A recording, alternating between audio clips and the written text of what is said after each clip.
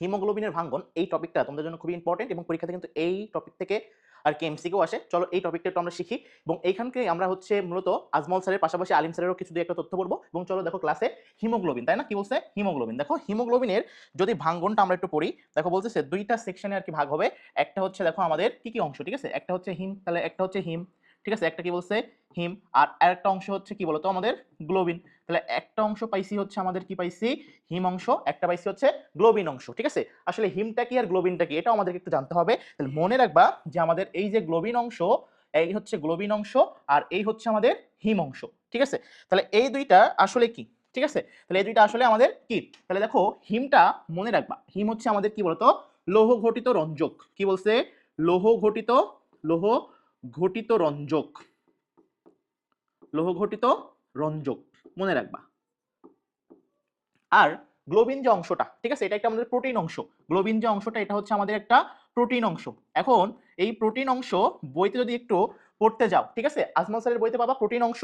তাহলে দেখো গ্লোবিনটা হচ্ছে প্রোটিন অংশ, কিন্তু কেমিস্ট্রি বইতে আবার পাইতে পারো সেটা হচ্ছে ক্ষারীয় প্রোটিন, ঠিক আছে, কেমন ক্ষারীয় প্রোটিন। তাহলে দেখো ক্ষারীয় প্রোটিন কেমন ধরনের প্রোটিন, ক্ষারীয় প্রোটিন, তাই না। তাহলে হিম হচ্ছে লৌহঘটিত রঞ্জক আর গ্লোবিনটা হচ্ছে ক্ষারীয় প্রোটিন। এখন আসো বলতেছে এই যে হিম, ঠিক আছে, এই যে হিম, এই হিম থেকে যদি আমাদের আয়রনটা সরে যায়, হিম থেকে কি বলছে আয়রন যদি আমাদের সরে যায়, তাহলে হিম থেকে আয়রন যদি সরে যায় তাহলে সরে কোথায় যাবে, সরে কোথায় যাবে, ঠিক আছে।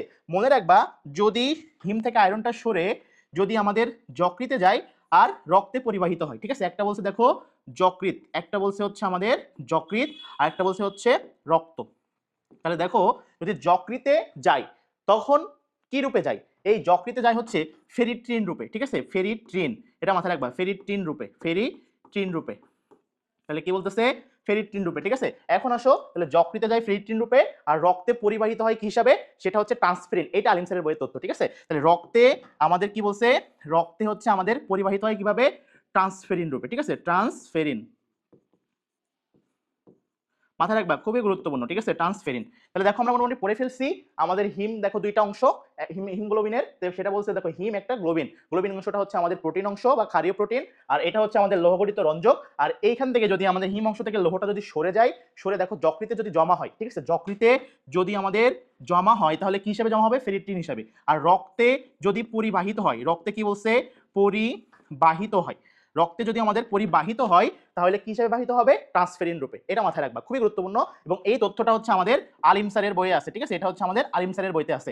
এখন আসো এইখান থেকে যখন হিমোগ্লোবিনটা সরে মানে আয়রনটা সরে যাচ্ছে তখন দুইটা বর্ণ পাবো, ঠিক আছে। এই বর্ণটা এখানে দেখবা একটা হচ্ছে সবুজ বর্ণ, কেমন একটা হচ্ছে সবুজ বর্ণ একটা হচ্ছে হলুদ বর্ণ। তাহলে দেখো সবুজ বর্ণটাকে আমরা হচ্ছে কি বলবো, এটা হচ্ছে আমাদের বিলিভার্ডিন, এটা হচ্ছে আমাদের বিলিভার্ডিন।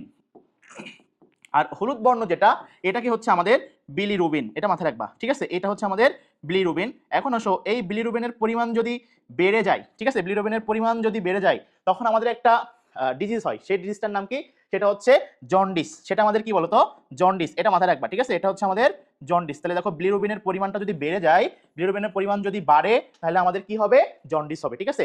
আশা করি এই হিমোগ্লোবিনের ভাঙ্গন এই টপিকটা তুমি একদম ক্রিস্টাল ভাবে ক্লিয়ার করে পড়তে পারছো।